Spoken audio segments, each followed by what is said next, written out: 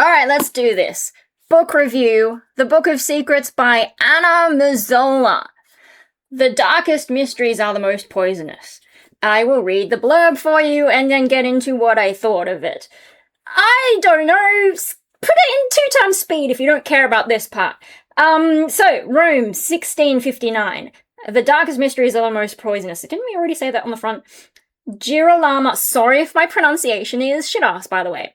Girolamo Spana lives west of the river Tiber in a house marked by a lily and a garden full of herbs. Many women in Rome seek her help, although they would never admit it, eager for her mysterious balms, her love potions, and her ability to predict their futures. Even against the splendor of the eternal city, Girolamo's secret recipes are the women's most precious possessions, and their husbands' most feared. So when men are reported dying in unnatural numbers, the gaze of Stefano Bracchi, prosecutor for the papal authorities, falls quickly on Girolamo and her suspected sorcery. Soon she will face the greatest danger she has ever known. But Girolamo has always vowed that in life there are secrets we write down, secrets we pass on, and some that we carry to our deaths, ... The Book of Secrets is inspired by real events that took place in 17th century Italy. And the first thing I have to say is that if I read that part of the blurb, it did not stick in my head, and it wasn't until I got to the end and there's a historical note about things that were changed from what actually happened that I realized that it was mostly real shit that happened. So and that kind of impressed me because while I was reading it, I'm like, oh yeah, and then it started to get a bit more interesting, and then the historical note, I'm like, holy shit, because I was sort of wondering throughout where is this story going? Where is it coming from? And just having all kinds of thoughts. But yeah, now I know! And it sort of puts it in a different light for me. And I guess my experience will have been a bit different to other people's because that completely, slipped my mind. But so in the beginning, and the little thing at the front, the dedication to all the women who know. And so, I did spend a chunk of this book, thinking, this has got to be some kind of feminist thing. But it's more interesting than you would expect there. But in the beginning, okay, the writing style was unusual for me because so it's got 3 different perspectives, and it'll say at the top of the thing whose perspective it is. So there's Girolamo, there's Anna, and there's Stefano, and it sort of alternates between them. And sometimes on Girolamo's it'll have a spell or recipe or something, and at the end it turns out references for recipes and spells featured in Girolamo's chapters. Apparently someone has actually written these. So, it's not just total bullshit. I mean, it's still, I don't know, some of it could have worked because herbal stuff did do stuff before people had medicine, but some of it's probably complete bullshit. Anyway, 3 different perspectives, that's fine. I've read Animorphs, Megamorphs, and they do 6 perspectives, so that's fine, and that's all first person. This is not first person, but it is written in, present tense. And that threw me off at the start, just reading all this stuff, because, yeah, especially, it's set so long ago, and, the first thing, Rome, 1659, and, yeah, my brain took a while. But then, as I got into it, it did adjust to the present tense, which is, I'm just gonna turn that noise off. It is, it's different, but I got used to it. Now, as for the story, the story, when you think about it, is kind of straightforward because, without giving too much away, there's, here's a weird thing that's happening, here's, different issues characters are dealing with, here is the main, mystery investigation thing, here's, the progression of that, and then here's the resolution. And as far as twists and turns go, I was kind of waiting to see if there would be twists and turns, but it was honestly pretty straightforward. And now that I know it's based on a real story, that makes a lot more sense because, that reality is not as exciting and easy to put twists and turns in, as just straight fiction. So there's that, but even though it's kind of straightforward, it was interesting enough to keep me reading, and also the chapters tend to be fairly short, or like there's short sections, especially like further in, so I didn't have to like slog through stuff, and that helped me because like around here things are just chaotic. But yeah, no, some of that writing being in present tense though was just a little bit weird for me. And then there's also, where is the page? There's a part where there's like a letter, and the font that they've chosen is like horrific. I get that it's meant to be handwritten, but this font, I mean, it's too thin for one thing. Like, for my eyesight's okay, but there are other like handwritten scripts that they could have chosen that would have given the effect without being like, really, they chose this font. I don't even know which one it is. Yeah.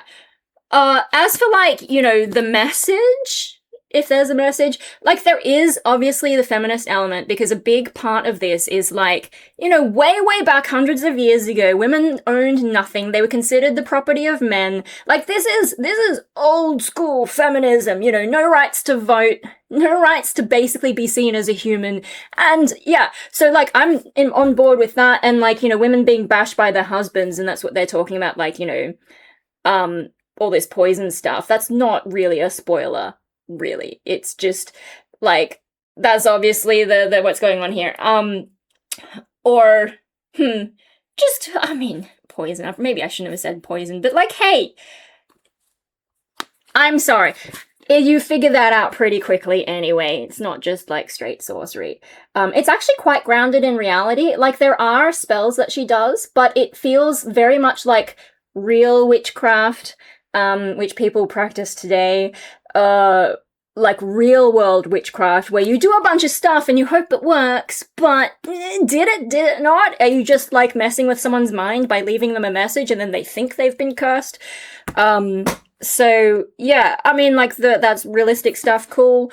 But yeah, no, so there's all this like, you know, men abusing women, and women can't physically fight back, so I mean, it's always been a thing that women will generally, you know, use poison if they're going to try and kill someone. It's just like, it's just the thing.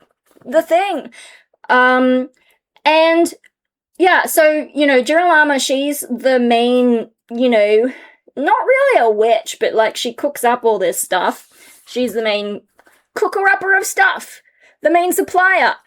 Anna turns out to be one of the buyers, but like her story goes through a whole lot of stuff. And like there's also a bit of a classist kind of vibe in there. So, you know, because she's wealthier, whereas a lot of the other women in this are poor and they are not given as much leeway, which, you know, is such an old school thing. But even today, if you look at the rich fucks out there today, and they're so much richer than the men in this, and also the women in this, because yeah, there were some rich women with rich husbands and fathers and whatever. So there's an interesting classist thing, but Stefano's character, so he is the investigator, the key investigator, and his character, I feel like, was probably the most interesting. And the way this book treats it, like you would think it would be a straight feminist classist thing, but there are points where Girolama, you know, like she's caused a lot of this shit, and it's for a good cause, but she does end up questioning, like, was murder the right way? You know, is death the right answer? And did some innocent dudes, because there's no, like, you know, it's not like she's putting them on trial or anything. It's just like, take women at their word.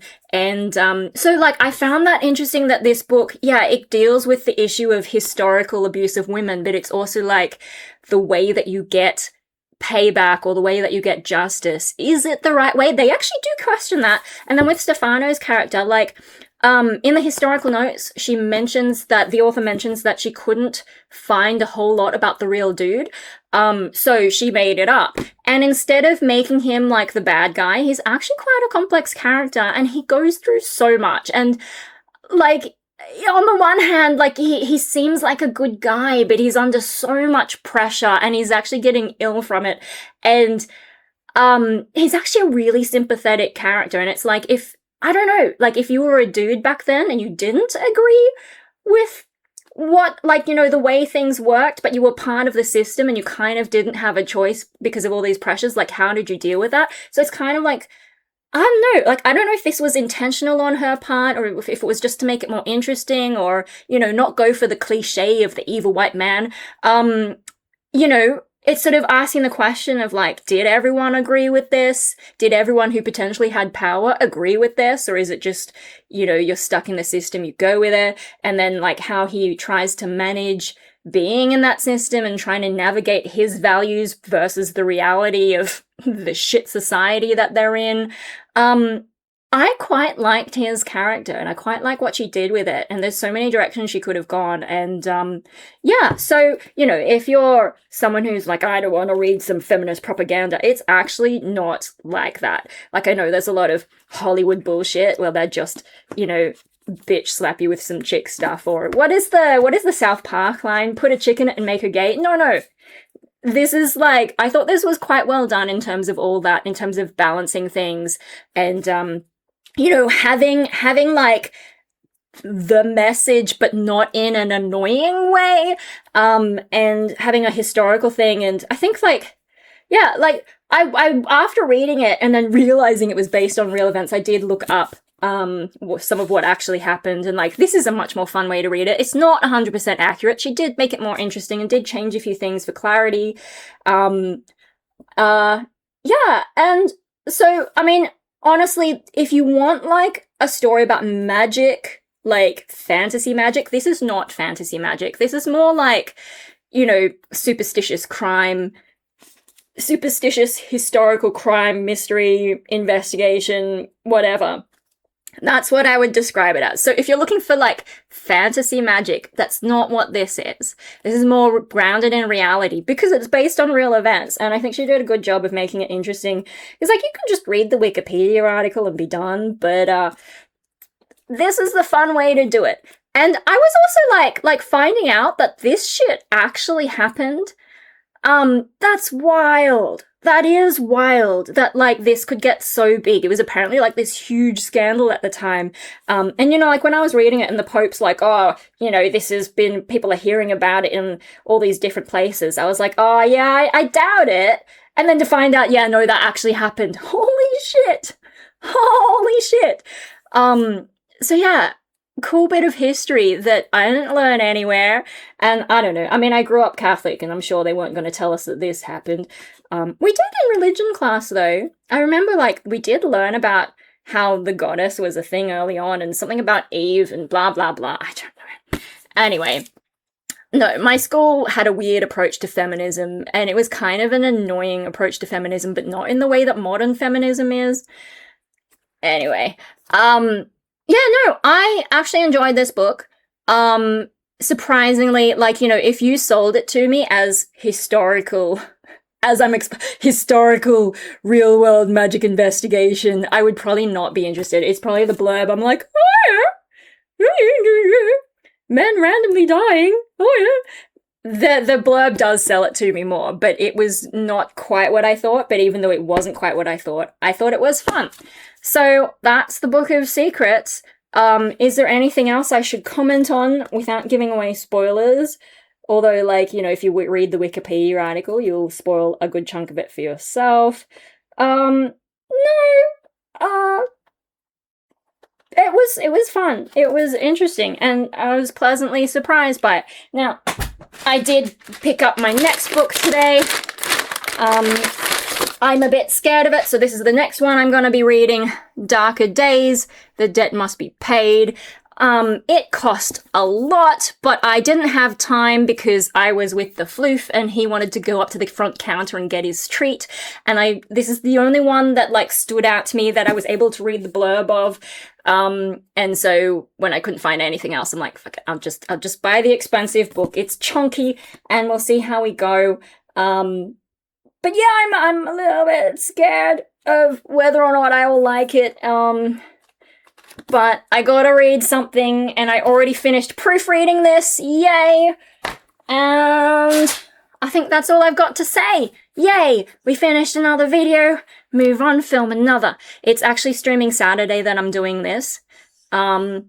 So I'm just trying to fit in as much as I can before we start streaming, and then I'll edit all this later. So hello in the future from me in the past.